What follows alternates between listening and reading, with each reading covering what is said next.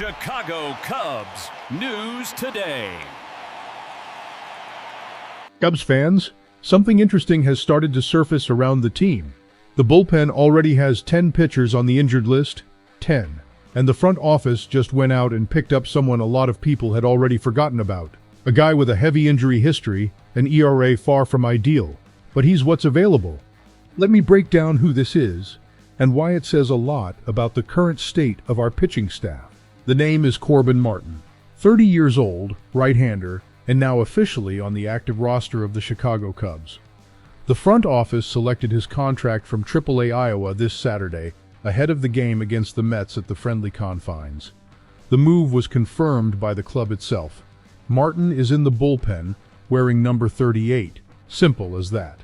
But the context behind this decision, there's nothing simple about it. To open a spot on the 40-man roster, the Cubs transferred Cade Horton to the 60-day injured list. Horton, who many here already saw as the future of the rotation, underwent Tommy John surgery on Thursday, 22 years old, a promising arm. And now, at least until the end of the season, he's out. That one hurts. It really hurts. But the reality of the bullpen didn't wait for anyone to process the shock. The team needed an arm. And Corbin Martin was the one available. Martin's call-up didn't come out of nowhere. It was basically forced by circumstances. Daniel Palencia, who had been serving as the team's closer, was placed on the 15-day injured list on Friday with a left oblique strain. Palencia had started the season strong, not allowing a single run in his first 5 appearances, including a key performance in the World Baseball Classic representing Venezuela. Losing him now is a major blow to the bullpen. With Palencia out and Horton moved to the 60-day IL, 2 roster spots opened up. Martin, who signed a minor league deal in January, was next in line. He appeared in 2 games for Iowa this year. 2 innings, 1 hit allowed, 3 strikeouts.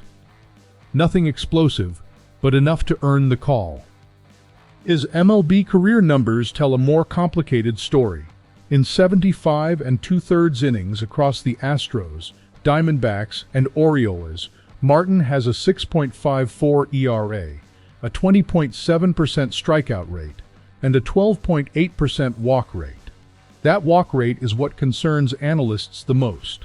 Nearly 13% walks is the kind of number that creates mistakes, loads the bases, and turns an inning into a disaster before you even realize what happened.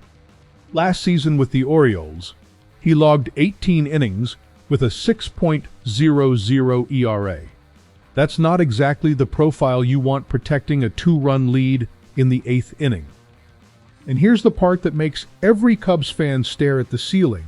Corbin Martin isn't the only injured pitcher. He's the 10th. That's right, 10 pitchers on the Chicago Cubs injured list to start this season. 10.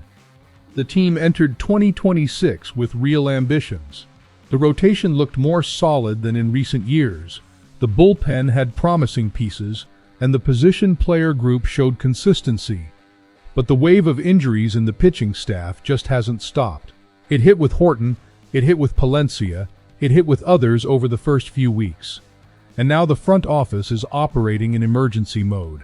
This situation puts massive pressure on the remaining pitchers. Ben Brown has emerged as an option to close games with a 2.38 ERA and a WHIP under 1.0 over his last 5 outings. Caleb Thielbar is also in the mix, even though he's a lefty with only 5 career saves.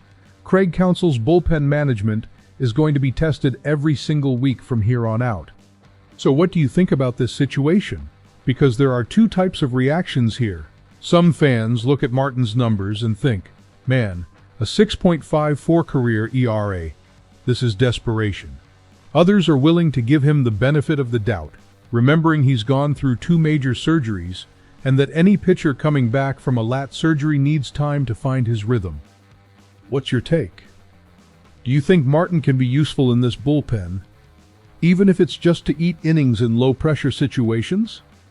Or do you think the Cubs should have explored another option on the waiver market before landing on him? Now here's a detail that completely changes how you view this move. Corbin Martin has no minor league options left. That means the Cubs can't simply send him back to Iowa if he struggles.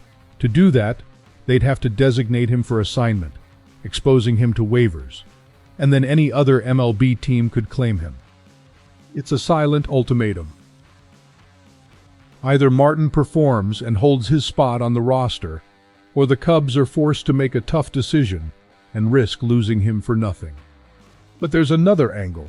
With the pitching staff this depleted, the Cubs probably don't have the luxury of cutting any available arm right now, even if performance isn't ideal. If Martin can show up in low-leverage situations and deliver 3 or 4 stable innings without blowing up the scoreboard, he's already serving a purpose, preserving the better arms for high-leverage moments. The most likely scenario: Martin stays as long as he's functional. The first sign that he's losing command, loading the bases, and becoming a liability will put the front office in a very difficult position. I'll be honest with you. When I saw the name Corbin Martin, my first reaction wasn't excitement. It was concern. I follow this bullpen closely. I know the numbers, and a 6.54 ERA with a high walk rate is not the kind of profile you want on a team with postseason ambitions. But after thinking it through, I understand the move. This wasn't an exciting gamble. It was a survival decision. And sometimes that's what it comes down to. Sometimes you don't get the pitcher you want, you get the pitcher who's available. What really bothers me isn't Martin. It's how many dominoes had to fall to get here. Horton was special. Palencia was performing. And now the team is patching together the pitching staff with minor league contracts. That was never the plan. I still believe in this team, but this wave of injuries is testing the roster depth in a way that's going to demand answers in the coming weeks. The immediate effect is simple. Martin becomes a low-risk option in late innings or already decided games. He absorbs innings and preserves the arms of Ben Brown and Thielbar for higher pressure spots. The deeper impact is on bullpen planning moving forward. With Palencia on the 15-day IL, the Cubs need to define who closes games now. Brown is the most logical candidate based on recent performance. But closing games is different from pitching in the middle innings. The pressure is different. The context is different. If Martin shows reasonable control in his next outings, he can buy enough time for the team to wait for Palencia's return.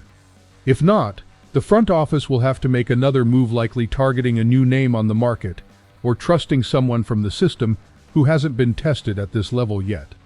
The Cubs' bullpen is fragile, and the next few weeks will reveal whether that fragility is manageable or if it's going to cost them important games.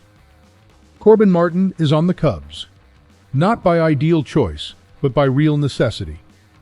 10 pitchers on the injured list, the closer role wide open, and a roster being tested before summer even begins. The big question is, how far will this wave of injuries go before this team finally gets a chance to breathe?